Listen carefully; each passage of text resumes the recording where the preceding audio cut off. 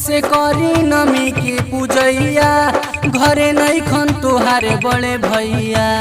नहीं खन तुहारे बड़े भैया कैसे करी नमी के पूजैया घरे नहीं खन तुहारे बड़े भैया कैसे करी नमी के पूजैया घरे नहीं खन तुहारे बड़े भैया जदि जाता र तू बाजारे तू ले ली ह फल फूल हारे जाता र सिवान त ये देवरू ले ली ह चुनरी लाले लाल हो हाँ जाता र सिवान त ये देवरू ले ली ह चुनरी लाले लाल हो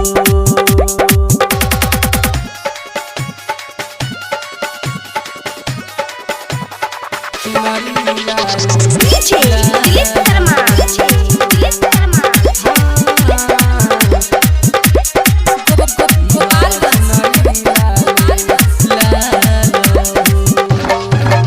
उनके दया से गोदिया भर गइले हमार हो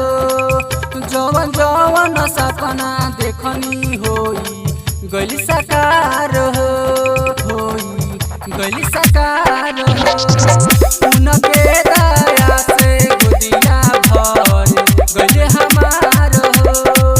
जवन जवन सपना देखनी होई गइली साकार हो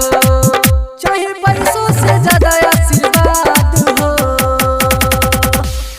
जाता र तू अंदर तो ये देवरू ले ली ह चुनरी लाले लाल हो हाँ जाता र तू अंदर तो ये देवरू ले ली ह चुनरी लाले लाल हो लाल हो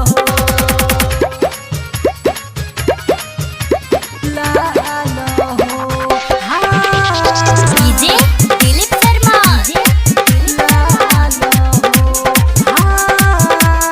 Sonola Chandrabhan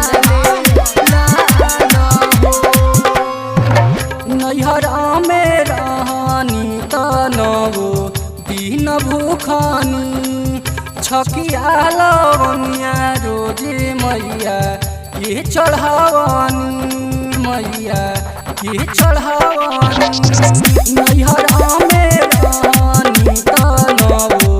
दिन भूखनी छकिया लवनिया रोजे मैया ये चढ़ावनी चढ़ावनी सुना कमलेश प्रदीप बात हमार हो जाता र तू शिवपुर त ये देवरू ले ली ह चुनरी लाले लाल हो।